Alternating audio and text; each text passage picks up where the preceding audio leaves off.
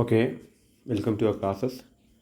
നമ്മളിന്നിവിടെ നോക്കാനായിട്ട് പോകുന്നത് 4th semester BCom BBA corporate regulations എന്ന് പറയുന്ന പേപ്പറിലെ കഴിഞ്ഞ വർഷം വന്ന ക്വസ്റ്റ്യൻ പേപ്പറാണ്. 2023 ഏപ്രിലിൽ വന്ന ക്വസ്റ്റ്യൻ പേപ്പറാണ് നമ്മളിന്നിവിടെ ഡിസ്കസ് ചെയ്യാനായിട്ട് പോകുന്നത്. ഓക്കെ, അപ്പോൾ വളരെ ലേറ്റസ്റ്റ് ആയിട്ടുള്ള ക്വസ്റ്റ്യൻ പേപ്പറാണ്.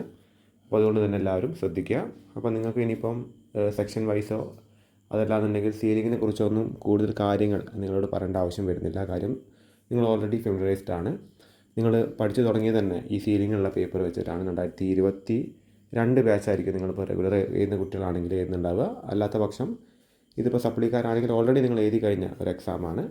ഓക്കെ, അപ്പോൾ എന്താണ് നിങ്ങൾക്ക് അതിനെക്കുറിച്ചിട്ട് കൂടുതലായിട്ട് ഞാൻ വിശദീകരിച്ച് തരേണ്ട ആവശ്യം വരുന്നില്ല.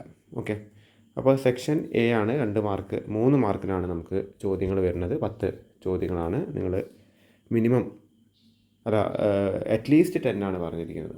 അപ്പോൾ ടോട്ടൽ 30 മാർക്കാണ് നിങ്ങൾക്ക് സീലിംഗ് വരുന്നത്.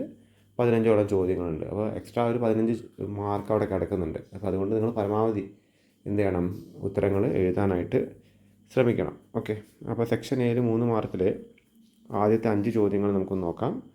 ആദ്യ ചോദ്യം എന്ന് വെച്ചാൽ 1% കമ്പനി എന്താണ് എന്നുള്ളതാണ്. 1% കമ്പനി. അടുത്ത ചോദ്യം ആർട്ടിക്കിൾ ഓഫ് അസോസിയേഷൻ എന്താണ് എന്നുള്ളതാണ്. Next one is statement in lieu of prospectus എന്താണ് എന്നുള്ളതാണ്. പിന്നെ ഇനീഷ്യൽ പബ്ലിക് ഓഫറിംഗ് IPO എന്താണ് എന്നുള്ളതും. 5ാമത്തെ ചോദ്യം വരുന്നത് ബുക്ക് ബിൽഡിംഗ് എന്താണ് എന്നുള്ളതാണ്. ഓക്കെ, നമുക്ക് നോക്കാം. 1% കമ്പനി എന്താണ്? 1% company is a type of company in which a single person can form a company with limited liability. It is designed to encourage individuals to start own business by allowing them to enjoy the benefits of a company structure. അതായത് ഒരു company structure തന്നെ ഒരു വ്യക്തിക്ക് പോലും ഒരു company തുടങ്ങാന്നുള്ളത്. അപ്പോൾ 1% company. പിന്നീട് അത് ഒരുപാട് പേരുള്ള, അതായത് മൾട്ടിപ്പിൾ പേഴ്സൺസ് മിനിമം 2 പേരുള്ള കമ്പനി ഒരു പ്രൈവറ്റ് കമ്പനിക്കാക്കി മാറണമെങ്കിൽ വീണ്ടും നിങ്ങളതിന് രജിസ്ട്രേഷൻ കാര്യങ്ങളൊക്കെ ചേഞ്ചസ് വരുത്തേണ്ടതായിട്ടുണ്ട്. അപ്പോൾ ഒരു വ്യക്തിക്ക് തന്നെ ഒരു ബിസിനസ് നടത്തുമ്പോൾ ഒരു കമ്പനി ആയിട്ട് തന്നെ അതിൻ്റെ സ്ട്രക്ചർ വൈസ് ഒരു കമ്പനി ആയിട്ട് തന്നെ നടത്താനുള്ളൊരു ഓപ്ഷനാണ് 1% കമ്പനി എന്ന് വെച്ച് കഴിഞ്ഞാൽ. പിന്നീട് വരുന്നത് അടുത്ത ചോദ്യം ആർട്ടിക്കിൾ ഓഫ് അസോസിയേഷൻ എന്താണ് എന്നുള്ളതായിരുന്നു. So article of association or AOA means document that outlines the internal regulations for the management of a company. അതായത് ഒരു കമ്പനിയുടെ ഇൻറ്റേർണൽ റെഗുലേഷൻസ്, അതിനുള്ളിൽ നടത്തുന്ന എന്താണ് നമ്മുടെ തീരുമാനങ്ങൾ, അതിൻ്റെ നിയന്ത്രണങ്ങൾ. അപ്പോൾ അതിനുള്ളതാണ് ആർട്ടിക്കിൾ ഓഫ് അസോസിയേഷൻ. കമ്പനിയുടെ നിയമാവലിയാണത്. നിയമാവലി വെച്ചാൽ കമ്പനി എങ്ങനെ പ്രവർത്തിക്കണം എന്നുള്ളതിനെ കുറിച്ചിട്ടുള്ള കാര്യങ്ങളാണ് ആർട്ടിക്കിൾ ഓഫ് അസോസിയേഷനിൽ പറയുന്നുണ്ടാവുക. It includes the rights, responsibilities and duties of directors, share holders and how the company is to be run. അപ്പോൾ കമ്പനി എങ്ങനെ ഓടിക്കണം എന്നുള്ളതാണ് ആർട്ടിക്കിൾ ഓഫ് അസോസിയേഷനിൽ പറയുന്നത്. ഇനി 3ാമത്തെ ചോദ്യം statement in lieu of prospectus എന്താണെന്നുള്ളതാണ്. അപ്പോൾ അതിൽ പറയുന്നത് this is a document filed with the registrar of the companies when a company does not issue full prospectus to the public. അതായത് ഒരു പബ്ലിക്കിനായിട്ട് പൂർണ്ണമായിട്ടൊരു പ്രോസ്പെക്ടസ് കമ്പനി കൊടുത്തിട്ടില്ലെങ്കിൽ അപ്പോൾ അതിന് സമാനമായിട്ടുള്ളൊരു പ്രോസ്പെക്ടസ് ആണെന്ത് നമ്മുടെ statement in lieu of prospectus. നമുക്കറിയാം പ്രോസ്പെക്ടസ് എന്താണെന്ന് വെച്ചാൽ കമ്പനിയെക്കുറിച്ചുള്ള entire details അടങ്ങുന്ന ബ്രീഫായിട്ടുള്ള ഒരു നോട്ടീസാണ് പ്രോസ്പെക്ടസ് എന്ന് വെച്ചാൽ. അപ്പോൾ അത് നോക്കുമ്പോഴാണ് ഷെയർ ഹോൾഡേഴ്സിന് കൃത്യമായിട്ട് കമ്പനി എന്താണെന്നുള്ളതും കമ്പനിയുടെ ഫ്യൂച്ചർ എന്താണെന്നുള്ളതും അതേപോലെ കമ്പനിക്ക് എന്തൊക്കെ എന്താണ് അതിൻ്റെ സ്ട്രെങ്ത്, വീക്ക്നെസ് കാര്യങ്ങളൊക്കെ നമുക്ക് മനസ്സിലാവുക ഒരു പ്രോസ്പെക്ടസ് കാണുമ്പോഴാണ്. അപ്പോൾ അതിന് പകരമായിട്ട് ഇറക്കുന്ന ഒരു സ്റ്റേറ്റ്മെൻറ്റാണ് ഈ statement of leave of prospectus എന്ന് വെച്ച് കഴിഞ്ഞാൽ. ഇനി അടുത്ത ചോദ്യം ഇനീഷ്യൽ പബ്ലിക് ഓഫറിംഗ് എന്താണ് എന്നുള്ളതായിരുന്നു. Initial public offering or IPO. IPO is the process by which a private company offers its shares to the public for the first time. അതായത് ആദ്യമായിട്ട് പബ്ലിക്കിന് സ്വന്തം ഷെയറുകൾ വിൽക്കുകയാണെങ്കിൽ, അത് ആദ്യമായിട്ട് ഇഷ്യൂ ചെയ്യുന്നതാണെങ്കിൽ അതിൻ്റെ പേരാണ് ഇനീഷ്യൽ പബ്ലിക് ഓഫറിംഗ് എന്ന് വെച്ചാൽ. This transition from a private to a public company allows the company to raise capital from public investors. അപ്പോൾ ഇങ്ങനെയാണ് പബ്ലിക് ഇൻവെസ്റ്റേഴ്സിൻ്റെ കയ്യിൽ നിന്ന് കമ്പനിക്ക് പ്രോഫിറ്റ് അല്ലെങ്കിൽ ക്യാപിറ്റൽ റേസ് ചെയ്യാൻ സാധിക്കുക. ക്യാപിറ്റൽ റേസ് ചെയ്യാൻ സാധിക്കുക. അടുത്ത ചോദ്യം എന്തായിരുന്നു? ബുക്ക് ബിൽഡിംഗ് എന്താണ് എന്നുള്ളതായിരുന്നു. Book building is a process of price discovery in IPOs where investors place bids of shares at various prices within a specified range. The final price is determined based on the bids received, usually by taking into account the highest price at which the shares can be sold. ആ bid എന്താണ്? Book building എന്ന് വെച്ച് കഴിഞ്ഞാൽ നമ്മളൊരു ഷെയറിന് price കണ്ടെത്തുകയാണ്. അത് ലേലം വിളിയിലൂടെ തന്നെ. ബിഡ് ചെയ്യാന്ന് വെച്ചാൽ എന്താണ്? ലേലം വിളിക്കുക. അങ്ങനെ ഹയസ്റ്റ് പ്രൈസ് വരുമ്പോൾ ആ പ്രൈസിന് എന്ത് ചെയ്യുക? ഷെയർ വിൽക്കുക എന്നുള്ളതാണ്. ഓക്കെ, അപ്പോൾ ഇതാണ് ബുക്ക് ബിൽഡിങ്ങിനെ കൊണ്ട് ഉദ്ദേശിക്കുന്നത്. അപ്പോൾ നമ്മൾ 5 ചോദ്യങ്ങൾ വരെ കണ്ടു. ഇനി 6ാമത്തെ ചോദ്യം എന്താണ് പറയുന്നത്? ഓഡിറ്റ് കമ്മിറ്റി എന്താണ് എന്നുള്ളതാണ് ചോദ്യം. എന്താണ് ഓഡിറ്റ് കമ്മിറ്റി? ഡിസ്ക്രൈബ് ഓഡിറ്റ് കമ്മിറ്റിയാണ്. 7ാമത്തെ ചോദ്യം വരുന്നത് കോർപ്പറേറ്റ് ഗവേണൻസ് എന്താണെന്നുള്ളതാണ്. ഇമ്പോർട്ടൻ്റ് ആണ്, അത് റിപ്പീറ്റായിട്ട് ചോദിക്കുന്നൊരു ചോദ്യം കേട്ടോ. കോർപ്പറേറ്റ് ഗവേണൻസ് അത് വരുന്ന എക്സാമിനും നിങ്ങൾ ശ്രദ്ധിക്കുക, വളരെ ഇമ്പോർട്ടൻ്റ് ആണ്. അപ്പോൾ ഒന്നുകിൽ അത് 2 മാർക്കിനോ അല്ലെങ്കിൽ ഈ പറഞ്ഞ പാർട്ട് 2 3 മാർക്കിനോ അല്ലെങ്കിൽ ഇവിടെ 3 മാർക്കിൻ്റെയാണ് ക്വസ്റ്റ്യൻ പേപ്പർ. അല്ലാന്നുണ്ടെങ്കിൽ 6 മാർക്കിനോ 5 മാർക്കിനോ ചോദിക്കാനും ചാൻസ് ഉണ്ട് കോർപ്പറേറ്റ് ഗവേണൻസ്. ഓക്കെ, അത് കഴിഞ്ഞിട്ട് അടുത്തതായിട്ട് സെക്യൂരിറ്റീസ് ആപ്പലേറ്റ് ട്രിബ്യൂണലാണ്, SAT. ഓക്കെ, നെക്സ്റ്റ് പിന്നെ പറയുന്നത് ഓർഡിനറി റെസൊല്യൂഷൻ എന്താണ് എന്നുള്ളതാണ്. ഓർഡിനറി റെസൊല്യൂഷൻ എന്താണ്? പിന്നെ വൈൻഡിങ് അപ്പ് ഓഫ് കമ്പനിയാണ്. പിന്നെ എന്താണ് സെബി എന്ന് വെച്ചാൽ? അപ്പോൾ സെബിയൊക്കെ നിങ്ങൾ എന്തായാലും അറിഞ്ഞിരിക്കണം. അത് എന്തായാലും ഏതെങ്കിലും ഒരു എക്സാമിന് ഇനിയും നിങ്ങൾക്ക് സെബിയെക്കുറിച്ചൊക്കെ പഠിക്കാനുണ്ട്. ഓക്കെ, ദെൻ ലിക്വിഡേറ്റർ എന്താണെന്നുള്ളതാണ് അടുത്ത ചോദ്യം. ഫ്രോഡുലന്റ് പ്രിഫറൻസ് എന്താണ്? ലിക്വിഡേഷൻ ഡിവിഡൻഡ് എന്താണ്? കോറം എന്താണെന്നുള്ളതൊക്കെയാണ് ചോദ്യങ്ങളായിട്ട് വരുന്നത്. അപ്പോൾ ഓരോ ഉത്തരങ്ങളിലേക്കായിട്ട് കിടക്കാൻ നമുക്ക്. അപ്പോൾ 6ാമത്തെ ചോദ്യം ഓഡിറ്റ് കമ്മിറ്റി എന്താണ് എന്നതായിരുന്നു. അപ്പോൾ അതൊരു സബ് കമ്മിറ്റിയാണെന്നാണ് പറയുന്നത്. എന്താണ്?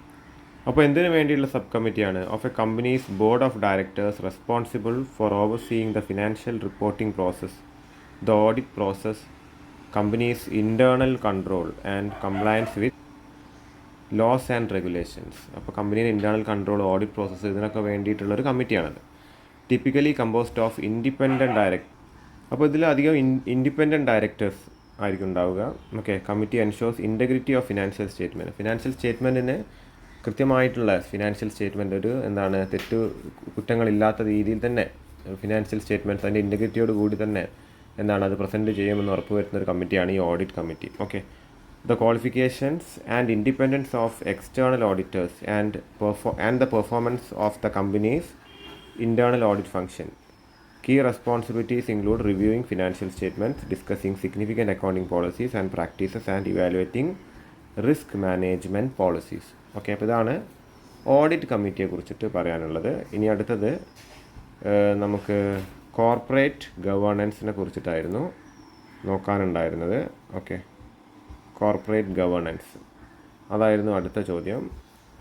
So, corporate governance refers to the system of rules, practice and processes by which a company is directed and controlled. അതായത് ഒരു കമ്പനിയുടെ റൂൾ, പ്രാക്ടീസുകൾ, പ്രോസസ്സുകൾ എന്തായിരിക്കണം ചെയ്യേണ്ടത്, അപ്പോൾ കമ്പനി എങ്ങനെ പ്രവർത്തിക്കണം, അതിനെ എങ്ങനെ ഗവേൺ ചെയ്യണം എന്നുള്ളതാണ്. അതായത് കോർപ്പറേറ്റ് ബോഡി, കമ്പനി അതിനെ എങ്ങനെ ഗവേൺ ചെയ്യണം എന്നുള്ളതാണ് കോർപ്പറേറ്റ് ഗവേണൻസ് പറഞ്ഞത്. അപ്പോൾ നിങ്ങൾ അവിടെ യൂസ് ചെയ്യേണ്ട വേർഡ് എക്സാമിന് ആൻസർ ചെയ്യുമ്പോൾ റൂൾസ്, പ്രാക്ടീസ് ആൻഡ് പ്രോസസ് എന്നുള്ള വേർഡ് അവിടെ വന്നിരിക്കണം. It involves balancing the interest of a company's many stakeholders. കമ്പനിയുടെ പല സ്റ്റേക്ക് ഹോൾഡേഴ്സിൻ്റെയും ഇൻട്രസ്റ്റ്, പലർക്കും പല താല്പര്യങ്ങളുണ്ടാവും. ഇപ്പോൾ എംപ്ലോയീസിനെ സംബന്ധിച്ച് അവർക്ക് അധികം സാലറി കിട്ടണമെന്നുണ്ടാവും, മാനേജ്മെൻറ്റിനെ സംബന്ധിച്ച് കൂടുതൽ പ്രോഫിറ്റ് കിട്ടണമെന്നുണ്ടാവും. അതുവരെ സാലറി കട്ടാക്കിയിട്ടാണെങ്കിലും പ്രോഫിറ്റ് ഉണ്ടാക്കണമെന്നൊരു ആഗ്രഹം എംപ്ലോയീസിന് ഉണ്ടാവും. ഇനി പ്രോഫിറ്റ് കുറഞ്ഞാലും വേണ്ടില്ല, കൂടുതൽ സാലറി ഉണ്ടാവണമെന്ന് ആഗ്രഹിക്കുന്നവരായിരിക്കും എംപ്ലോയീസ്. അപ്പോൾ ഇവർ രണ്ടുപേരും കമ്പനിയുടെ സ്റ്റേക്ക് ഹോൾഡേഴ്സാണ്, തൽപര കക്ഷികളാണ്. അപ്പോൾ ഓരോരുത്തർക്ക് ക്ലാഷിങ് ഇൻട്രസ്റ്റ് വരികയാണെങ്കിൽ അതിനൊക്കെ ബാലൻസ് ചെയ്ത് കൊണ്ടുപോകാനാണ് ഈ ഒരു കോർപ്പറേറ്റ് ഗവേണൻസ് വരുന്നത്.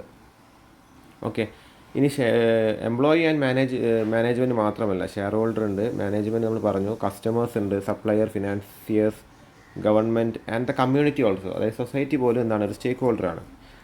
Corporate governance provides the framework for attaining a company's objectives encompassing practically every sphere of management, from action plans and internal controls to performance measurement and corporate disclosure. Key principles include transparency, accountability, fairness and responsibility. ഇതൊക്കെയാണ് corporate ഗവേണൻസിൽ പറയാനായിട്ടുള്ളത്. ഇനി അടുത്തത് securities ആപ്പലേറ്റ് ട്രിബ്യൂണലാണ്, SAT. അപ്പോൾ അതിൽ നോക്കാനായിട്ടുള്ളത് അതൊരു statutory ബോഡിയാണ്. Statutory body എന്ന് വെച്ചാൽ നിയമം മൂലം പാർലമെൻറ്റിലോ അല്ലെങ്കിൽ നിയമസഭയിലോ ഉണ്ടാക്കിയിരിക്കുന്ന ഒരു സംവിധാനം അല്ലെങ്കിൽ ഒരു ഓർഗനൈസേഷനെയാണ് സ്റ്റാറ്റ്യൂട്ടറി ബോഡി എന്ന് പറയുക. അവിടെ നിയമം മൂലം ഉണ്ടാക്കിയിരിക്കുന്ന ഒരു ബോഡി. അപ്പോൾ ഇതൊരു സ്റ്റാറ്റ്യൂട്ടറി ബോഡി ഇൻ ഇന്ത്യയാണ്. അപ്പോൾ അത് പാർലമെൻറ്റ് ഉണ്ടാക്കിയതാണ്. ഓക്കെ, അപ്പോൾ ഇതെന്താ പറഞ്ഞത്? That hears and disposes the appeals against orders passed by SEBI. അത് സെബി ഒരു റൂള് കൊണ്ടുവന്നു കഴിഞ്ഞാൽ അതിനെതിരെ അപ്പീൽ കൊടുക്കേണ്ടത് എവിടെയാണ്? ഈ ട്രിബ്യൂണലിലാണ്, SATയിലാണ്. ഓക്കെ, പിന്നെ സെബി മാത്രമല്ല IRDAI, അതായത് insurance regulatory development authority of India. Insurance കാര്യങ്ങൾ ഇന്ത്യനെ നിയന്ത്രിക്കുന്നത് ഈ ഒരു അതോറിറ്റിയാണ്. പിന്നെ pension fund regulatory development authority of India, അവരതും. It ensures that justice is administered in a fair and transparent manner in matters of securities law. SAT's decision can be challenged in Supreme Court of India. അപ്പോൾ ഇവരുണ്ടാക്കിയ നിയമങ്ങൾക്കൊക്കെ against ആയിട്ട് SATയിൽ കൊടുക്കുക. SAT വെച്ച വിധി അത് supreme കോടതിയിൽ നമുക്ക് വേണമെങ്കിൽ ചാലഞ്ച് ചെയ്യാമെന്നാണ് പറയുന്നത്. ഓക്കെ, അപ്പോൾ ഇതാണ് SATയെ കുറിച്ചിട്ട് പറയാനുള്ളത്. ഇനി 9ാമത്തെ ചോദ്യം വരുന്നത് ഓർഡിനറി റെസൊല്യൂഷൻ എന്താണ് എന്നുള്ളതാണ്. എന്താണ് ഒരു ordinary resolution? An ordinary resolution is a formal decision passed by share holders of a company at a general meeting by simple majority. അത് 50% വോട്ട് നമുക്ക് കിട്ടിക്കഴിഞ്ഞാൽ അതൊരു സിമ്പിൾ മെജോറിറ്റിയാണ്. അത്ര മെജോറിറ്റിയിൽ നമ്മൾ പാസ്സാക്കിയെടുക്കുന്ന തീരുമാനങ്ങളാണ് ഓർഡിനറി റെസൊല്യൂഷൻ എന്ന് വെച്ചാൽ. അതാണ് ഇവിടെ എഴുതിയിരിക്കുന്നത്. ഓക്കെ, അപ്പോൾ അതിൽ കുറച്ചും കൂടി കാര്യങ്ങൾ ഇവിടെ പറയുന്നുണ്ട്. It must be in favour of the resolution. അതായത് നമുക്ക് വേണമെങ്കിൽ പ്രോക്സി, ഒരു പകരക്കാരനെ വെച്ചുകൊണ്ടും ഒരു ഷെയർ ഹോൾഡറിന് വേണമെങ്കിൽ എന്താണ് വോട്ടൊക്കെ ചെയ്യാം. ഇതിൽ അതേക്കുറിച്ചാണ് പറയുന്നത്. Typically used in routine matters ആണ്. ഓർഡിനറി റെസൊല്യൂഷൻ കമ്പനിയുടെ എന്താണ് സാധാരണ ബിസിനസ്സിൽ യൂസ് ചെയ്യുന്നതാണ്, സാധാരണ തീരുമാനങ്ങൾ എടുക്കാൻ. ഓക്കെ, അതിലാണ് ഓർഡിനറി റെസൊല്യൂഷൻ യൂസ് ചെയ്യാറുള്ളത്. ഇനി 10ാമത്തെ ചോദ്യം വരുന്നത് എന്താണ്? Okay, winding up of a company. ഇതായിരുന്നു നമ്മുടെ 10ാമത്തെ ചോദ്യം. അപ്പോൾ എന്താണ് winding up of a company? Winding up of a company refers to the process of closing a company and distributing its assets to claimants. This process can either voluntary or compulsory. In a voluntary winding up, the company itself decides to dissolve, whereas in a compulsory winding up, a court orders the dissolution. The process involves selling off company's assets, paying off its debts, and distributing any remaining assets to the shareholders.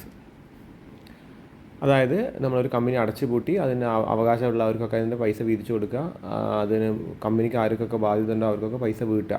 അതായത് company basically അടച്ചു പൂട്ടുക എന്നുള്ളതാണ് winding അപ്പിനെ കൊണ്ട് ഉദ്ദേശിക്കുന്നത്. പക്ഷേ answer ചെയ്യുന്ന നേരത്തെ എന്താ ചെയ്യുക, കൃത്യമായിട്ട് അത് ടെക്നിക്കൽ ടേംസ് യൂസ് ചെയ്തിട്ട് തന്നെ എഴുതാനായിട്ട് ശ്രമിക്കാം. ഓക്കെ, ഇനി അടുത്ത ചോദ്യം സെബിയാണ്. സെബിയെക്കുറിച്ചായിരുന്നു അടുത്ത ചോദ്യം വന്നത്. സെബി എന്താണ് എന്നുള്ളതായിരുന്നു. ഓക്കെ, അപ്പോൾ എന്താ അവിടെ കൊടുത്തിരിക്കുന്നത്? SEBI, Securities and Exchange Board of India. The Securities and Exchange Board of India, SEBI, is the regulatory body for securities and commodity market in India under the jurisdiction of Ministry of Finance, Government of India.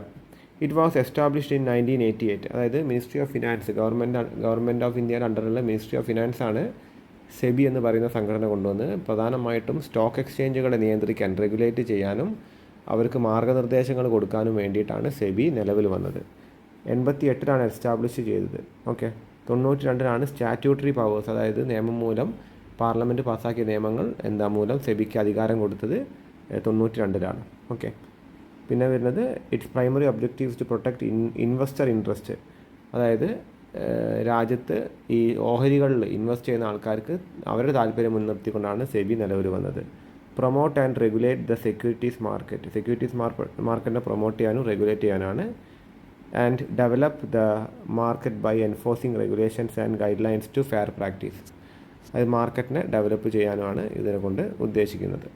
Okay, ഇനി അടുത്ത ചോദ്യം ആരാണ് ഒരു liquidator എന്നുള്ളതാണ്. Who is a liquidator? A liquidator is an official appointed to wind up the affairs of a company during the liquidation process. അതായത് liquidation പ്രോസസ്സിൻ്റെ നേരത്തെ, അതായത് ഒരു കമ്പനി അടച്ചു പൂട്ടുന്ന ആ ഒരു പ്രോസസ്സിൻ്റെ പേരാണ് ലിക്വിഡേഷൻ പ്രോസസ്സ്. അതായത് ഓരോന്നായിട്ട് പൈസയൊക്കെ കൊടുത്ത് തീർത്തുകൊണ്ട് കൊടുക്കാനുള്ള കാശൊക്കെ കൊടുത്തു തീർത്തുകൊണ്ട് കൃത്യമായിട്ട് എന്ത് ചെയ്യുക, കമ്പനി അടച്ചു പൂട്ടുന്ന പ്രക്രിയേൻ്റെ പേരാണ് ലിക്വിഡേഷൻ. അപ്പോൾ അതിന് മേൽക്കൈ വഹിക്കുന്ന അല്ലെങ്കിൽ മേൽനോട്ടം വഹിക്കുന്ന ഒരു ഉദ്യോഗസ്ഥൻ്റെ പേരാണെന്ത്, ലിക്വിഡേറ്റർ എന്ന് വെച്ച് കഴിഞ്ഞാൽ. ഓക്കെ. ഇനി അടുത്ത ചോദ്യം ഫ്രോഡുലൻറ്റ് പ്രിഫറൻസ് എന്താണ് എന്നുള്ളതായിരുന്നു. Fraudulent preference occurs when a company during its winding up period gives undue preference to one creditor over others. അതായത് എന്താണ് ഫ്രോഡുലൻറ്റ് പ്രിഫറൻസ് എന്ന് വെച്ചാൽ, ഒരു കമ്പനി അടച്ചു പൂട്ടുന്ന നേരത്ത് ഒന്നിലധികം ക്രെഡിറ്റേഴ്സ് ഉണ്ട് എന്ന് കരുതുക. ഒന്നിലധികം ക്രെഡിറ്റേഴ്സ് ഉണ്ടെങ്കിൽ ഒരാളത് മാത്രം എന്ത് ചെയ്യുക, അടച്ചു തീർക്കുക, മറ്റേ ആൾക്ക് എന്ത് ചെയ്യുക, പൈസ കൊടുക്കാതിരിക്കുക. അപ്പോൾ ഒരാൾക്ക് മാത്രം പ്രിഫറൻസ് കൊടുക്കുക. അപ്പോൾ അതിനെന്തെങ്കിലും എന്താണ്, അതിൻ്റെ പുറകിൽ ഒരു ഫ്രോഡ് ഉണ്ടാവും. അപ്പോൾ അതിൻ്റെ പേരാണെന്ത്, ഫ്രോഡുലൻറ്റ് പ്രിഫറൻസ് എന്ന് വെച്ച് കഴിഞ്ഞാൽ. ഓക്കെ.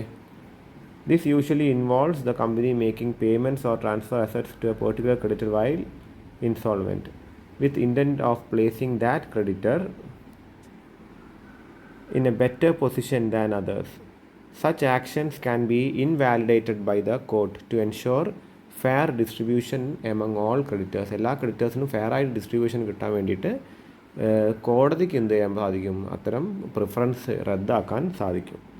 ഇനി 14ാമത്തെ ചോദ്യം എന്ന് വെച്ചാൽ ലിക്വിഡേഷൻ ഡിവിഡൻഡ് എന്താണ് എന്നുള്ളതായിരുന്നു. ലിക്വിഡേഷൻ ഡിവിഡൻഡ് അപ്പോൾ എന്താണ്, a liquidation dividend is the payment made to share holders or creditors from the proceeds obtained by selling the assets of a company during its liquidation. അതായത് liquidation dividend എന്ന് വെച്ചാൽ, liquidation എന്ന് വെച്ച് കഴിഞ്ഞാൽ ഒരു company അടച്ചു പൂട്ടുകയാണ്. അപ്പോൾ കമ്പനിക്കുള്ള എല്ലാ എന്താണ് അസറ്റുകളും, കമ്പനിക്ക് കൈവശമുള്ള എല്ലാ വസ്തുക്കളും എന്ത് ചെയ്യുക, വിറ്റുകൊണ്ട് പൈസയാക്കും. അപ്പോൾ ആ വിറ്റ് കിട്ടുന്ന പൈസയിൽ നിന്നെന്തെങ്കിലും ലാഭം വരികയാണെങ്കിൽ അത് ഡിവിഡൻ്റായിട്ട് ഷെയർ ഹോൾഡേഴ്സിന്, ഡിവിഡൻഡ് മീൻസ് അത് എന്താണ്, ലാഭവിഹിതമായിട്ട് ഷെയർ ഹോൾഡേഴ്സിന് കൊടുക്കുന്നതിൻ്റെ പേരാണ് ലിക്വിഡേഷൻ ഡിവിഡൻഡ് എന്ന് വെച്ച് കഴിഞ്ഞാൽ. ഇനി 15ാമത്തെ ചോദ്യം കോറം എന്താണ് എന്നുള്ളതാണ്. കോറം എന്ന് വെച്ചാൽ ഒരു മീറ്റിങ്ങിന് മിനിമം പങ്കെടുക്കേണ്ട ആൾക്കാരുടെ എണ്ണമാണ് കോറം എന്ന് വെച്ച് കഴിഞ്ഞാൽ. Okay. The minimum number of members required to be present in a meeting. Okay. അപ്പോൾ ഇതൊക്കെയായിരുന്നു നമ്മുടെ പാർട്ട് എ ചോദ്യങ്ങൾ. നമ്മൾ ഓരോന്നായിട്ട് കണ്ടതാണ്, അതിൻ്റെ ഉത്തരങ്ങൾ കണ്ടു. ഇനി പാർട്ട് ബി ചോദ്യങ്ങളാണ്. സെക്ഷൻ ബി അറ്റ്ലീസ്റ്റ് 5 ക്വസ്റ്റ്യൻസ് ആണ് സീലിങ്ങുള്ള ഭാഗമാണ്. 8 ചോദ്യങ്ങളുണ്ട്, 5 ചോദ്യങ്ങൾ എഴുതാൻ പറയുന്നു. 40 മാർക്ക് ആണ് ടോട്ടൽ മാർക്ക്. ഇതിൽ നമുക്ക് 6 മാർക്കിൻ്റെ ചോദ്യങ്ങളാണ്. അപ്പോൾ ശരിക്കും പറയുകയാണെങ്കിൽ 8 × 6 48 മാർക്കിനുള്ള ചോദ്യങ്ങളുണ്ട്. പക്ഷേ 30 മാർക്കാണ് സീലിംഗ് കിട്ടുള്ളൂ. അപ്പോൾ ഈ ഒരു പോർഷനൊക്കെ നന്നായി ശ്രദ്ധിക്കുക. ഏറ്റവും കൂടുതൽ മാർക്ക് നിങ്ങൾക്ക് സ്കോർ ചെയ്യാൻ പറ്റുന്ന ഒരു പോർഷനാണ്. ഓക്കെ. അപ്പോൾ അതിൽ ചോദ്യങ്ങൾ എന്തൊക്കെയാണെന്നുള്ളത് നോക്കാം. 16ാമത്തെ ചോദ്യം എന്ന് വെച്ചാൽ സ്മോൾ കമ്പനി എന്താണെന്നുള്ളതാണ്. 17ാമത്തെ ചോദ്യം ഷെയർ ക്യാപിറ്റൽ എന്താണ്, different classes of share capital എന്താണ്. 18 അൾട്രാ വയേഴ്സ് എന്താണ്, what are the effects of ultra vires. 19 sweat equity എന്താണെന്നുള്ളതാണ്, conditions to be satisfied for issue of sweat equity. ഇനി 20 ബൈബാക്ക് ഓഫ് സെക്യൂരിറ്റി എന്താണെന്നുള്ളതാണ്, എന്ത് മാനറിലാണ് buyback ചെയ്യുക എന്നുള്ളത്. 21 what are the roles position of directors in a company, അതായത് ഒരു ഡയറക്ടർക്ക് role എന്താണെന്നുള്ളതാണ്. 22 basic objectives of SEBI എന്താണെന്നുള്ളതാണ്. 23 list out the functions of company സെക്രട്ടറിയാണ്. കമ്പനി സെക്രട്ടറീൻ്റെ ഫങ്ഷൻസ് എന്ത് ചെയ്യുക, ലിസ്റ്റ് ഔട്ട് ചെയ്യുക എന്നുള്ളതാണ്. അപ്പോൾ ഇതൊക്കെയാണ് ചോദ്യങ്ങളായിട്ട് വരുന്നത്. ഓക്കെ. അപ്പോൾ നമുക്ക് 16ാമത്തെ ചോദ്യം നോക്കാം. ഫീച്ചേഴ്സ് ഓഫ് സ്മോൾ കമ്പനിയാണ്. ഒരു സ്മോൾ കമ്പനിയുടെ ഫീച്ചേഴ്സ്. സ്മോൾ കമ്പനി എന്ന് പറയുന്ന ഒരു കോൺസെപ്റ്റിനെ ഡിഫൈൻ ചെയ്തിരിക്കുന്നത് കമ്പനീസ് ആക്ട് 2013 നമ്മുടെ ലേറ്റസ്റ്റ്, നിങ്ങളതാ CRൽ പഠിക്കുന്നത്, കമ്പനീസ് ആക്ട് 2013. അപ്പോൾ അതിൽ എന്തൊക്കെയാണ് അടങ്ങിയിരിക്കുന്നത്? പെയ്ഡ് അപ്പ് ക്യാപിറ്റലിനെ കുറിച്ച് പറഞ്ഞത് 50 ലക്ഷം എക്സീഡ് ചെയ്യാൻ പാടില്ല. Okay. Or such higher amount may be prescribed not exceeding 10 crore. ചില സ്ഥാപനങ്ങളെക്കുറിച്ച് ഈ 50 ലക്ഷം അല്ലാതെ ചില സ്ഥാപനങ്ങൾക്ക് ഉയർന്ന നിരക്ക് വേണമെങ്കിൽ എന്താണ് ക്യാപിറ്റൽ ഉണ്ടെങ്കിലും അതിനെ സ്മോൾ കമ്പനി ആയിട്ട് വെക്കാം. പക്ഷേ ഒരിക്കലും ഏത് കമ്പനി ആണെങ്കിലും 10 കോടിയിൽ മുകളിൽ പോകാനും പാടില്ല. ഓക്കെ. പ്രധാനമായിട്ട് 50 കോടി അല്ലെങ്കിൽ 10 കോടി. ഇനി അടുത്തത് ശ്രദ്ധിക്കുകയാണെങ്കിൽ ടേൺ ഓവർ, വിറ്റുവരവ് എത്ര വരണം? 2 കോടി കടക്കാൻ പാടില്ല. Higher amount as may be prescribe not exceeding 100 crore. ഇനി exclusions, it is not a public company, അതൊരു പബ്ലിക് കമ്പനി ആവാൻ പാടില്ല. ഹോൾഡിംഗ് കമ്പനി ആവാൻ പാടില്ല. സബ്സിഡറി കമ്പനി ആവാൻ പാടില്ല. ഓക്കെ. സെക്ഷൻ 8 കമ്പനി, അതായത് നോട്ട് ഫോർ പ്രോഫിറ്റ് കമ്പനി ആകാൻ പാടില്ല. A company govern by any special act, അതായത് ഒരു സ്റ്റാറ്റ്യൂട്ടറി കമ്പനി ആവാനും പാടില്ല. ഇനി അടുത്തത് കംപ്ലയൻസ് റിക്വയർമെൻറ്റ്. എന്തൊക്കെയാണ് അതിന് requirement? Lesser compliance requirement compared to other companies such as simpler financial report, audit requirement. സിമ്പിളായിരിക്കണം, ഫിനാൻഷ്യൽ റിപ്പോർട്ടിങ്ങും ഓഡിറ്റ് റിക്വയർമെൻറ്റൊക്കെ സിമ്പിളായിരിക്കണം. പിന്നെന്താണ്, മറ്റ് കമ്പനികളെ അപേക്ഷിച്ച് കുറച്ച് കാര്യങ്ങൾ നിർവഹിച്ചാൽ മതി. ഇനി മീറ്റിങ്ങുകളെ കുറിച്ച് പറയുന്നു. Meeting relaxations in the frequency of board meetings and general meetings. Board മീറ്റിങ്ങിനും ജനറൽ മീറ്റിങ്ങിനും ഒരുപാട് റിലാക്സേഷൻ മറ്റ് കമ്പനികളുടെ അപേക്ഷിച്ചിട്ട് ഒരുപാട് റിലാക്സേഷൻ എന്ത് കൊടുക്കുന്നുണ്ട്? നമ്മുടെ സ്മോൾ കമ്പനിക്ക് കൊടുക്കുന്നുണ്ട്. ഇനി 17ാമത്തെ ചോദ്യം, ഷെയർ ക്യാപിറ്റൽ എന്താണ് എന്നുള്ളതാണ്. അതായിരുന്നു. അപ്പോൾ അതിൻ്റെ ഉത്തരമാണ് ഇവിടെ കൊടുത്തിരിക്കുന്നത്. Share capital. Share capital refers to the funds raised by a company through the issuance of share. Okay, ഇനി അതിൻ്റെ ഓരോ ടൈപ്പാണ്, ഡിഫറെൻറ്റ് ടൈപ്പ് കൊടുക്കുന്നത്. ഓതറൈസ്ഡ് ക്യാപിറ്റൽ ഉണ്ട്, കമ്പനിക്ക് പരമാവധി സമാഹരിക്കാൻ പറ്റുന്ന ക്യാപിറ്റലാണ്. Maximum amount. Issued capital, company എത്രയാണ് ഇഷ്യൂ ചെയ്യുന്നത്, എത്ര പൈസയ്ക്ക് വേണ്ടിയിട്ടാണ് കമ്പനി ഷെയറുകൾ ഇറക്കിയിരിക്കുന്നത്, അതാണ് ഇഷ്യൂഡ് ക്യാപിറ്റൽ. എത്രയാണ് ആൾക്കാർ വാങ്ങിയിരിക്കുന്നത്, അതാണ് സബ്സ്ക്രൈബ്ഡ് ക്യാപിറ്റൽ. ഇനി അടുത്തത് എത്രയാണ് paid up capital. Paid up capital എത്ര വരുന്നുണ്ട്, അതാണ് അടുത്തത്. അപ്പോൾ എത്ര എന്താണ് ആൾക്കാർ ഇനി വാങ്ങിയെങ്കിൽ തന്നെ ഫുള്ളായിട്ട് പേ ചെയ്തിട്ടുണ്ടോ, പേ ചെയ്ത എമൗണ്ട് മാത്രമാണ്. പിന്നെ കോൾഡ് അപ്പ്, എത്ര നമ്മൾ വിളിച്ചിട്ടുണ്ട്, എത്ര കോൾ വരെ നമ്മൾ ചെയ്തിട്ടുണ്ട്, ഇതൊക്കെയാണ് എന്ത് ഷെയർ ക്യാപിറ്റൽ വരുന്നത്. ഇനി അടുത്തത് അൾട്രാ വയേഴ്സ്. എന്താണ് അൾട്രാ വയേഴ്സ്? അൾട്രാ വയേഴ്സിൻ്റെ അർത്ഥം വരുന്നത് ബിയോണ്ട് പവർ ആണ്. In corporate law it refers to acts or transactions conducted by a company that are beyond the scope of its powers as defined in its memorandum of association. അതായത് കമ്പനിയുടെ അധികാരത്തിന് പുറത്തുള്ള കാര്യങ്ങളാണ് ultra vires എന്ന് പറയുന്നത്. The effect of ultra vires act include invalidity, protection of share holders and creditors, personal liability. ഇൻവാലിഡിറ്റിക്കും ultra vires വരും, protection of share ഹോൾഡർക്ക് ultra vires use ചെയ്യാം, പേഴ്സണൽ ലയബിലിറ്റിക്കും എന്താണ് നമുക്ക് കമ്പനിയുടെ അപ്പുറത്തേക്കായിട്ട് ചെന്നിട്ട് കാര്യങ്ങൾ തീരുമാനിക്കാം. ഓക്കെ, അപ്പോൾ ഇതാണ് അൾട്രാ വയേഴ്സിനെ കൊണ്ട് ഉദ്ദേശിക്കുന്നത്. ഓക്കെ, ഇനി അടുത്തത് എന്താണ് ഈ സ്വെറ്റ് ഇക്വിറ്റി എന്ന് വെച്ചാൽ? Okay, sweat equity. അപ്പോൾ sweat equity refers to equity shares issued by a company to its directors or employees at a discount or consideration. അതായത് ഒരു എംപ്ലോയിക്ക് ഒരു കമ്പനി അല്ലെങ്കിൽ അതിൻ്റെ ഡയറക്ടേഴ്സ് കൺസിഡറേഷനോ അല്ലെങ്കിൽ കുറഞ്ഞ വിലയ്ക്കോ അല്ലെങ്കിൽ ഒരു വിലയില്ലാതെ ഫ്രീ ആയിട്ടോ എന്ത് കൊടുക്കുക, ഷെയറുകൾ കൊടുക്കുക, അധികം ഡിസ്കൗണ്ടാണ് കൊടുക്കുക. അങ്ങനെ അവരുടെ സ്വെറ്റിന്, അവരുടെ ജോലിക്ക് സ്വെറ്റ്, അതായത് ജോലി എടുക്കുന്നതിന്, കഷ്ടപ്പെട്ട് ജോലി എടുക്കുന്ന എംപ്ലോയീസിന് അവർക്കൊരു സന്തോഷമായിക്കോട്ടെ എന്ന് കരുതിയിട്ട് കുറഞ്ഞ വിലയ്ക്ക് കമ്പനീൻ്റെ ഷെയറുകൾ കൊടുക്കുന്നതിൻ്റെ പേരാണ് സ്വെറ്റ് ഇക്വിറ്റി. അപ്പോൾ അതിൻ്റെ കണ്ടീഷൻസ് എന്തൊക്കെയാണ്? ഓതറൈസേഷൻ വേണം, എലിജിബിൾ ആയിരിക്കണം, ലോക്ക് ഇൻ പീരീഡ് വേണം, അതിന് ഒരു പീരീഡിനുള്ളിൽ കൊടുക്കാൻ പാടുള്ളൂ, വാല്യുവേഷൻ വേണം, അതിന് എന്ത് വേണം, ഡിസ്ക്ലോഷറും വേണം. ഓക്കെ, ഇനി അടുത്തത് ബൈബാക്ക് ഓഫ് സെക്യൂരിറ്റീസ് ആണ്. ബൈബാക്ക് ഓഫ് സെക്യൂരിറ്റി എന്താണ്? Buyback of securities refers to the process by which a company repurchases its own share from share holders. ഒരു കമ്പനി അവരുടെ ഷെയർ റീപർച്ചേസ് ചെയ്യാം, വീണ്ടും തിരിച്ച് വാങ്ങാം, വിറ്റ ഷെയർ വീണ്ടും കമ്പനി തന്നെ തിരിച്ച് വാങ്ങുന്ന പ്രക്രിയയുടെ പേരാണ് ബൈബാക്ക്. അപ്പോൾ അതിന് പല മെത്തേഡ്സ് ഉണ്ട്. ഒന്ന് from existing share holder, from open market, from odd lot holders, from immediate buyback. ചിലത് ഇമ്മീഡിയറ്റ് ആയിട്ട് സെബിയുടെ റെഗുലേഷൻ പ്രകാരം ബൈബാക്ക് ചെയ്യേണ്ടി വരും. ചില ഓഡ് ലോട്ട് ഹോൾഡേഴ്സ്, അതായത് സ്മോളർ എമൗണ്ട് ഓഫ് ലോട്ടുകളായിട്ട് വെച്ചിരിക്കുന്ന ഷെയർ വെച്ചിരിക്കുന്ന ആൾക്കാരുടെ കയ്യിൽ നിന്ന് തിരിച്ചു വാങ്ങുക, ഓപ്പണായിട്ട് മാർക്കറ്റിൽ നിന്ന് വാങ്ങുക, നിലവിലുള്ള ഷെയർ ഹോൾഡറിൻ്റെ കയ്യിൽ നിന്ന് തന്നെ തിരിച്ചു വാങ്ങുക. അപ്പോൾ ഇതൊക്കെയാണ് ബൈബാക്കിനെ കുറിച്ചിട്ട് പറയാനുള്ളത്. ഇനി ഇത് കഴിഞ്ഞിട്ട് അടുത്തത് roles or position of directors in a company. ഒരു കമ്പനിയുടെ ഡയറക്ടറിൻ്റെ പൊസിഷനാണ് ചൂണ്ടിക്കാണിക്കുന്നത്. Directors hold various roles and responsibilities in a company including. അപ്പോൾ എന്തൊക്കെ റോളാണ് ഡയറക്ടർക്കുള്ളത്? There is fiduciary duty. Fiduciary means എന്താണ്? സത്യസന്ധനായിരിക്കണം എന്നുള്ള ഡ്യൂട്ടിയാണ്. പിന്നെ സ്ട്രാറ്റജിക് ഗൈഡൻസ് ആണ്, നമ്മുടെ തന്ത്രങ്ങൾ മെനയാനൊക്കെ അത്യാവശ്യമാണ് ഡയറക്ടർ. ഓവർസൈറ്റ് വേണം, ദീർഘവീക്ഷണം വേണം, കംപ്ലയൻസ് വേണം. ഡയറക്ടർ എന്താണ്? നിയമം അനുസരിക്കുന്ന ആളായിരിക്കണം. പിന്നെ ഡിസിഷൻ മേക്കിംഗ്, കൃത്യമായ തീരുമാനങ്ങൾ ഡയറക്ടേഴ്സ് എടുക്കണം. റെപ്രസെൻറ്റേഷൻ വേണം. Okay, representing the dealing with third parties, മറ്റുള്ളവരായിട്ടും ഡീലിംഗ് കൃത്യമായിട്ട് ചെയ്യാൻ ഡയറക്ടറിന് സാധിക്കണം. ഇനി അടുത്തത് അടുത്ത ചോദ്യം സെബിയുടെ ഒബ്ജക്റ്റീവ്സ് എന്തൊക്കെയാണ് എന്നുള്ളതായിരുന്നു.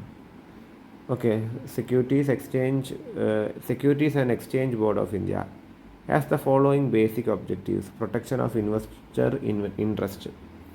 ഇൻവെസ്റ്റർ ഇൻട്രസ്റ്റ് എന്ത് ചെയ്യുക, പ്രൊട്ടക്റ്റ് ചെയ്യുക. Promotion and regulation of securities market. Fair trading practices fair ആക്കുക. മാർക്കറ്റ് ഡെവലപ്മെൻറ്റ്, മാർക്കറ്റിനെ കൃത്യമായി ഡെവലപ്പ് ചെയ്യുക. റെഗുലേഷൻ ഓഫ് മാർക്കറ്റ് പാർട്ടിസിപ്പൻസിനെ കൃത്യമായിട്ട് എന്ത് ചെയ്യുക, നിയന്ത്രിക്കുക, റെഗുലേറ്റ് ചെയ്യുക. അടുത്തത് ഫങ്ഷൻസ് ഓഫ് കമ്പനി സെക്രട്ടറി. എന്തൊക്കെയാണ് കമ്പനി സെക്രട്ടറിയുടെ ഫങ്ഷൻസ്? ഒന്ന് കോംപ്ലയൻസ് ആണ്, എന്താണ് കൃത്യമായിട്ട് റെഗുലേറ്ററി റിക്വയർമെൻറ്റ്, അതായത് കൃത്യമായിട്ട് നിയമം അനുസരിച്ചുള്ള കമ്പനി സെക്രട്ടറി ആയിരിക്കണം, നിയമം അനുശാസിക്കുന്ന ആളെ ആയിരിക്കണം എന്ത് ചെയ്യേണ്ടത്, കമ്പനി സെക്രട്ടറി ആയിട്ട് നിയമിക്കേണ്ടത്. So they should be compliance with rules and regulations or statutory compliance. Then board support, ബോർഡിൻ്റെ സപ്പോർട്ട് വേണം, ബോർഡ് ഓഫ് ഡയറക്ടേഴ്സിൻ്റെ സപ്പോർട്ട് വേണം. കോർപ്പറേറ്റ് ഗവേണൻസ് വേണം. റെക്കോർഡ് കീപ്പിംഗ് വേണം, കൃത്യമായ റെക്കോർഡ് കീപ്പിംഗ് വേണം. അത് കഴിഞ്ഞിട്ട് എന്ത് വേണം, കമ്മ്യൂണിക്കേഷൻ വേണം, ഡോക്യുമെൻറ്റേഷൻ വേണം, ലീഗൽ അഡ്വൈസർ വേണം, ജനറൽ അഡ്മിനിസ്ട്രേഷൻ വേണം. അത് കൃത്യമായി കമ്മ്യൂണിക്കേറ്റ് ചെയ്യാൻ സാധിക്കണം, എല്ലാ കാര്യങ്ങളും ഡോക്യുമെൻ്റ് ആക്കി വെക്കണം, ലീഗൽ അഡ്വൈസർ വേണം. ഓക്കെ, അപ്പോൾ നമ്മൾ പാർട്ട് എ അല്ലെങ്കിൽ സെക്ഷൻ എ സെക്ഷൻ ബി കണ്ടു കഴിഞ്ഞു. ഇനി സെക്ഷൻ സി ആണ് നമുക്ക് നോക്കാനായിട്ടുള്ളത്. അപ്പോൾ സെക്ഷൻ സി എന്ന് വെച്ച് കഴിഞ്ഞാൽ നിങ്ങൾക്കറിയാം, അത് എസ് എ ക്വസ്റ്റ്യൻ ആണ്, 10 മാർക്കിൻ്റെ ക്വസ്റ്റ്യൻ ആണ്. 2 ക്വസ്റ്റ്യൻ മാത്രം എഴുതിയാൽ മതി. റൈറ്റ് എനി 2 ആണ്. നേരത്തെ ഒക്കെ നമ്മൾ കണ്ടത് അറ്റ്ലീസ്റ്റ് എന്ന് പറഞ്ഞില്ലേ, അത്രയെങ്കിലും എഴുതാൻ ശ്രമിക്കുക എന്നുള്ളതാണ് യൂണിവേഴ്സിറ്റി ഉദ്ദേശിക്കുന്നത്. അങ്ങനെ മാർക്ക് നിങ്ങൾക്ക് കിട്ടുള്ളൂ. ഇവിടെ പറഞ്ഞത് ഏതെങ്കിലും 2 മാത്രം എഴുതിയാൽ മതി, 4 നിങ്ങൾ ഒരിക്കലും എഴുതാൻ നിൽക്കരുത്. ഓക്കെ, അപ്പോൾ അതിൽ എന്താണ് 24ാമത്തെ ചോദ്യം എന്താണ്, discuss the functions and powers of സെബീൻ്റെ ഫങ്ഷൻസും പവേഴ്സും ഡിസ്കസ് ചെയ്യാനാണ്. പിന്നെ എന്താണ് incorporation, what is incorporation, what are the procedures of incorporation of company. Then what is corporate social responsibility, discuss its importance and benefits. Next, what do you mean by articles of association, what are its content. ഇതൊക്കെ വളരെ സിമ്പിളാണ്. CSR നിങ്ങൾ പഠിക്കുന്ന ഒരു കാര്യമാണ്. Corporate ഗവർണൻസും CSR ഒക്കെ എന്തായാലും നിങ്ങൾ എസ് എ ആയിട്ടും പ്രതീക്ഷിക്കുക. എസ് എ ക്വസ്റ്റ്യൻ ആയിട്ട് ഇതിലിപ്പോൾ CSR ചോദിച്ചത് കൊണ്ട് കോർപ്പറേറ്റ് ഗവർണൻസ് ചോദിക്കാൻ ചാൻസ് ഉണ്ട്. സെബിയെ കുറിച്ചുള്ള ചോദ്യം എന്തായാലും നിങ്ങൾ പ്രതീക്ഷിക്കണം, അത് എവിടെയെങ്കിലും വരാൻ ചാൻസ് ഉണ്ട്. ചിലപ്പോൾ ഇവിടെ ഇൻകോർപ്പറേഷൻ ആയതുകൊണ്ട് അതിന് പകരം രജിസ്ട്രേഷനെ കുറിച്ചിട്ടോ കമൻസ്മെൻറ്റ് ഓഫ് ബിസിനസ്സിനെ കുറിച്ചിട്ടൊക്കെ ചിലപ്പോൾ ചോദിക്കാൻ ചാൻസ് ഉള്ളത്, ഇൻകോർപ്പറേഷൻ ചോദിക്കാൻ ചാൻസ് ഇല്ല. ഇവിടെ ആർട്ടിക്കിൾ ഓഫ് അസോസിയേഷൻ കൊടുത്തത് കൊണ്ട് ചിലപ്പോൾ അടുത്തതിൽ മെമ്മോറാൻഡം ഓഫ് അസോസിയേഷൻ ആയിരിക്കാം ചോദിക്കാൻ ചാൻസ്. അതും ഒന്ന് പ്രത്യേകമായിട്ട് ശ്രദ്ധിക്കുക. ഓക്കെ, ഇനി നമുക്ക് ഇതിൻ്റെ ഉത്തരങ്ങളിലേക്ക് പോവാം. ഓക്കെ, അപ്പോൾ നമ്മുടെ ആദ്യ ചോദ്യം ഫങ്ഷൻസ് ആൻഡ് പവേഴ്സ് ഓഫ് സെബിയാണ്. ഓക്കെ, അപ്പോൾ സെബിയുടെ ഫങ്ഷൻസും അതിൻ്റെ പവേഴ്സും എന്തൊക്കെയാണെന്നുള്ളതാണ്. അപ്പോൾ ഫങ്ഷൻസ് ഓഫ് സെബി ആയിട്ട് പറയുന്നത്, സെബിയുടെ ഫങ്ഷൻ 3 തരംതിരിച്ചിട്ടുണ്ട്. ഒന്ന് പ്രൊട്ടക്റ്റീവ് ഫങ്ഷൻ ഉണ്ട്, റെഗുലേറ്ററി ഫങ്ഷൻ ഉണ്ട്, ഡെവലപ്മെൻറ്റൽ ഫങ്ഷൻ ഉണ്ട്. ഈ പ്രൊട്ടക്റ്റീവ് ഫങ്ഷനിൽ investor protection, prevention of fraudulent practice, regulation of substantial acquisition and turnover. Okay, അതായത് ഇൻവെസ്റ്ററെ പ്രൊട്ടക്റ്റ് ചെയ്യാം, ഫ്രോഡുലന്റ് പ്രാക്ടീസുകൾ പ്രിവെൻറ്റ് ചെയ്യാം, പിന്നെന്താണ് വലിയ രീതിയിലുള്ള ടേൺ ഓവർ, അതായത് ഒരു കമ്പനിയെ മറ്റൊരു കമ്പനി ഏറ്റെടുക്കുന്നതിൻ്റെ പേരാണ്. ഇപ്പോൾ വലിയൊരു കമ്പനി ചെറിയൊരു കമ്പനി ഏറ്റെടുത്തു, അങ്ങനെ ഇത് വലിയ രീതിയിൽ നടന്നുകൊണ്ടിരിക്കുകയാണെങ്കിൽ അതിനെ ഒന്ന് റെഗുലേറ്റ് ചെയ്യാനും കൂടി എന്താണ് സെബിയുടെ കർത്തവ്യമാണ്, ഫങ്ഷനാണ്. ഇനി റെഗുലേറ്ററി ഫങ്ഷനാണ്. എന്തൊക്കെയാണ് റെഗുലേറ്ററി ഫങ്ഷൻ? സെബി നിയന്ത്രിക്കുന്ന കാര്യങ്ങൾ എന്തൊക്കെയാണ്? സ്റ്റോക്ക് എക്സ്ചേഞ്ചുകളെയും ഇടനിലക്കാരെയും നിയന്ത്രിക്കും, സ്റ്റോക്ക് എക്സ്ചേഞ്ചസ് ആൻഡ് ഇൻ്റർമീഡിയറീസ്. രജിസ്ട്രേഷനെയും പിന്നെ മോണിറ്ററിങ്ങും നിയന്ത്രിക്കും. പിന്നെ കോർപ്പറേറ്റ് ഗവർണൻസും എന്താണ് സെബി നിയന്ത്രിക്കും. ഓരോ കമ്പനിയുടെ നമുക്ക് കോർപ്പറേറ്റ് ഗവർണൻസ്, അതും എന്താണ് ഒരു കമ്പനി എങ്ങനെ ഭരിക്കുന്നത് എന്നുള്ളതാണ്, അതും സെബി നിയന്ത്രിക്കുന്നുണ്ട്. ഇനി ഇത് കഴിഞ്ഞിട്ട് അടുത്തത് ഡെവലപ്മെൻറ്റൽ ഫങ്ഷനാണ്. അപ്പോൾ ഡെവലപ്മെൻറ്റൽ ഫങ്ഷനിൽ 3 വരുന്നത്. ഒന്ന് market development, investor education and research. അപ്പോൾ സെബിയെ കുറിച്ചൊക്കെ നിങ്ങൾ എസ് എ പ്രതീക്ഷിക്കുക, വരെ ചോദിക്കാൻ ചാൻസ് ഉണ്ട്. ഇനി അടുത്തത് സെബിയുടെ പവേഴ്സ് ആയിരുന്നു. പവേഴ്സ് ഓഫ് സെബി, അതിൽ ക്വാസി ജുഡീഷ്യൽ പവേഴ്സ് ഉണ്ട്, ക്വാസി ലെജിസ്ലേറ്റീവ് പവേഴ്സ് ഉണ്ട്, ക്വാസി എക്സിക്യൂട്ടീവ് പവേഴ്സ് ഉണ്ട്, power to regulate merger and acquisition ഉണ്ട്. ഓക്കെ, അപ്പോൾ ക്വാസി മീൻസ് അർദ്ധ എന്ന് പറയാം, നമുക്ക് എന്താണ് ഓൾമോസ്റ്റ്. അപ്പോൾ ഒരു ജുഡീഷ്യൽ പവർ, ഒരു കോടതിക്കുള്ള പവർ ഉണ്ട്, ലെജിസ്ലേറ്റീവ് പവർ വരെ ഉണ്ട്. അതായത് നിയമസഭ അല്ലെങ്കിൽ ഉണ്ടാക്കാനുള്ള നിയമസഭ, പാർലമെൻറ്റ്, അതിൻ്റെ ഒരു പവർ വരുന്നുണ്ട്. എക്സിക്യൂട്ടീവ് പവർ, അതായത് ഉദ്യോഗസ്ഥ തലത്തിൽ ബ്യൂറോക്രാറ്റിക് പവർ വരുന്നുണ്ട്. പിന്നെ മെർജേഴ്സും ആക്വിസിഷൻസ്, ഒരു കമ്പനി മറ്റു കമ്പനിയെ ഏറ്റെടുക്കുക, ആക്വിസിഷനോ രണ്ട് കമ്പനികൾ തമ്മിൽ കൂടിച്ചേരുന്നതൊക്കെ എന്താണ് റെഗുലേറ്റ് ചെയ്യാനുള്ള അധികാരം സെബിക്ക്. പിന്നെ പറയുന്നത് പവർ ടു ഇൻസ്പെക്റ്റ് ആണ്, ഇൻസ്പെക്റ്റ് ചെയ്യാനുള്ള, അതായത് ബുക്കുകളും കാര്യങ്ങളും ഒക്കെ പരിശോധിക്കാനുള്ള അധികാരവും സെബിക്കുണ്ട്. ഓക്കെ, അപ്പോൾ ഇതാണ് സെബിയെക്കുറിച്ച് പറയാനുള്ളത്. ഇനി അടുത്തത് എന്താണ്, ഇൻകോർപ്പറേഷൻ ആയിരുന്നു. ഇൻകോർപ്പറേഷൻ ഓഫ് എ കമ്പനി, ഒരു കമ്പനിയായിട്ട് മാറുക രജിസ്ട്രേഷൻ കഴിഞ്ഞിട്ട്. Incorporation is the legal process of forming a company or corporation recognised as a separate legal entity. അതായത് ഒരു ലീഗൽ എൻറ്റിറ്റി ആയിട്ട്, ഒരു ലീഗൽ എൻറ്റിറ്റി ആയിട്ട് സെപ്പറേറ്റ് ആയിട്ട് ഒരു കമ്പനിയെ മാറ്റുന്നതിൻ്റെ ഒരു പ്രക്രിയയുടെ പേരാണ് ഇൻകോർപ്പറേഷൻ എന്ന് വെച്ചാൽ. The procedures for the incorporation of a company typically involve the following step. താഴെ പറഞ്ഞ സ്റ്റെപ്പുകളാണ് ഇൻകോർപ്പറേഷനിലുള്ളത്. ഒന്നെന്താണ്, choosing a business structure, obtaining a digital signature certificate DSC, obtaining direct identification number which is DIN, name approval കിട്ടുക, preparation of document, അതിൽ മെമ്മറാൻഡവും ആർട്ടുകളും വരും. പിന്നെന്താണ്, filing incorporation document, payment of fee, then certificate of incorporation. Okay, അപ്പോൾ ഇതൊക്കെയാണ് ഇതിൽ വരുന്നത് ഇൻകോർപ്പറേഷനിൽ. ഓക്കെ, അപ്പോൾ ഇത് കുറച്ചും കൂടി നിങ്ങൾക്ക് എലാബറേറ്റ് ആയിട്ട് എഴുതി വരും. ഇത് തന്നെ അത്യാവശ്യം കണ്ടന്റ് ഉണ്ട്. കുറച്ചും കൂടി ഒന്ന് എഴുതി കഴിഞ്ഞാൽ നിങ്ങൾക്ക് ആ 2 പേജ് കവിഞ്ഞിട്ട് എഴുതാനായിട്ടത് സാധിക്കും. ഓക്കെ, അപ്പോൾ ഇത് നിങ്ങൾ നോക്കുന്നതിലൊന്ന് ശ്രദ്ധിച്ചാൽ മതി. ഇൻകോർപ്പറേഷൻ എന്തായാലും 10 മാർക്കിന് ചോദിക്കുന്നത് റെയർ ആയിരിക്കും. ചിലപ്പോൾ അത് 6 മാർക്കിനോ 5 മാർക്കിനായിട്ട് പാർട്ട് ബിയിലായിരിക്കും ചോദിക്കുക. ചിലപ്പോൾ 3 മാർക്കിന് 2 മാർക്കിനോ ആയിട്ട് പാർട്ട് എയിൽ ചോദിക്കാനും ചാൻസ് ഉണ്ട്. അപ്പോൾ അങ്ങനെ ചോദിക്കുകയാണെങ്കിൽ എന്താണ് ഇൻകോർപ്പറേഷൻ, ഓക്കെ, അപ്പോൾ എന്താണ് ഇൻകോർപ്പറേഷൻ എന്നുള്ളത് ഇതിൻ്റെ ആൻസറായിട്ട് ഇങ്ങനെ കൊടുത്തതിൽ നിന്ന് എഴുതുക. അങ്ങനെ ചോദിക്കുകയാണെങ്കിൽ 3 മാർക്കിനൊക്കെ ചോദിക്കുകയാണെങ്കിൽ. ഓക്കെ, ഇനി അത് കഴിഞ്ഞു. ഇനി കോർപ്പറേറ്റ് സോഷ്യൽ റെസ്പോൺസിബിലിറ്റി എന്താണെന്നുള്ളതാണ് CSR. CSR refers to the company's commitment to operate ethically and contribute to economic development while improving the quality of life of workforce, their families, the local community and society at large. അത് ഒരു കമ്പനിയുടെ ഒരു കോർപ്പറേറ്റിൻ്റെ social responsibility, അത് മെയിനായിട്ട് ലേബേഴ്സിന് നല്ല അവസരങ്ങൾ കൊടുക്കുക, സൊസൈറ്റിയിൽ തന്നെ എന്ത് ചെയ്യുക, നമ്മൾ അവരൊക്കെ സഹായിക്കുന്ന രീതിയിൽ പ്രവർത്തിക്കുക എന്നുള്ളതാണ്. അപ്പോൾ അതിൻ്റെ ഇമ്പോർട്ടൻസ് ഒക്കെ പറയുന്നുണ്ട്. എന്താണ് കമ്പനിക്ക് ഉണ്ടാകുന്ന ഇമ്പോർട്ടൻസ് എന്തൊക്കെയാണ്, റെപ്യൂട്ടേഷൻ കൂടും, എംപ്ലോയി എൻഗേജ്മെൻറ്റ് വരും, റിസ്ക് മാനേജ്മെൻറ്റ് നന്നായി വരും, റിസ്ക് കുറയ്ക്കാൻ സാധിക്കും. പിന്നെന്താ വരുന്നത്, കസ്റ്റമർക്ക് കൂടുതൽ ലോയലാവും, സസ്റ്റൈനബിൾ ഗ്രോത്ത്, നമ്മൾ വളർച്ച നിലനിൽക്കും. ഇനി ലാസ്റ്റ് ചോദ്യം നമുക്ക് മുന്നിലുള്ളത് ആർട്ടിക്കിൾ ഓഫ് അസോസിയേഷനും അതിൻ്റെ കണ്ടൻറ്റുകളുമാണ്. വളരെ സിമ്പിളാണ്. മെമ്മറാൻഡോ ആർട്ടിക്കിളിലെ കണ്ടൻറ്റ് ഒക്കെ പഠിച്ചു വെക്കുക. അപ്പോൾ AOA അല്ലെങ്കിൽ article of association are document that specifies the regulation of a company's operation and defines the company's purpose. ഒരു കമ്പനിയുടെ ഓപ്പറേഷനെ റെഗുലേറ്റ് ചെയ്യുന്ന ഒരു ഡോക്യുമെൻ്റാണ് ഈ article of association. It outlines internal governance structure, roles, responsibilities and procedures within a company. AOA is a vital component of the company's constitution along with memorandum of association. ഇനി ആർട്ടിക്കിളിൻ്റെ കണ്ടൻസിൽ എന്തൊക്കെയാണ് വരുന്നത്, share capital and variations of right, transfer and transmission of share, ഈ general meeting, board of directors, പിന്നെ വരുന്നത് dividend and reserve, accounts and audit, borrowing functions, winding up and miscellaneous functions. Okay, അപ്പോൾ ഇതൊക്കെയാണ് ആർട്ടിക്കിളുടെ contents ആയിട്ട് നമുക്ക് ഇതൊക്കെയാണ് പഠിക്കാനുള്ളത്. Okay, അപ്പോൾ പറഞ്ഞ പോലെ ഇത് വളരെ സിമ്പിളായിട്ടുള്ളൊരു പേപ്പറാണ്. നിങ്ങൾക്ക് ഒന്ന് മനസ്സിൽ വെച്ചാൽ നല്ല രീതിക്ക് മാർക്ക് സ്കോർ ചെയ്യാൻ പറ്റുന്നൊരു പേപ്പറാണ്. അപ്പോൾ ഇതിൽ നോക്കുക, ഇതിലുള്ള ഒരു 80% അല്ലെങ്കിൽ ഒരു 70% ക്വസ്റ്റ്യൻസ് ഇനി റിപ്പീറ്റ് ആവില്ല. ഇത് 2024 കുട്ടികളോടാണ് പറഞ്ഞത്, അതിനുശേഷം വരുന്ന കുട്ടികൾക്കല്ല. 2024 ഈ ഒരു ജൂണിൽ എഴുതുന്ന കുട്ടികൾക്ക് ഇതിലൊരു 70% ക്വസ്റ്റ്യൻസ് വരില്ല. അപ്പോൾ അത് ഒഴികെ ഉള്ളത് നിങ്ങൾ എന്ത് ചെയ്യുക, പരമാവധി അതിന് ഇമ്പോർട്ടൻസ് കൊടുക്കുക.